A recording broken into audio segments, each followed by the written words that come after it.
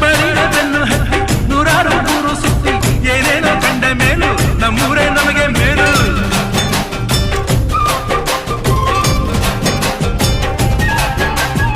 ಕೈಲಾಸ ಕಂಡ ನಮಗೆ ಕೈಲಾಸ ಯಾಕೆ ಬೇಕು, ದಾಸರ ಕಂಡ ನಮಗೆ ವೈಕುಂಠ ಯಾಕೆ ಬೇಕು.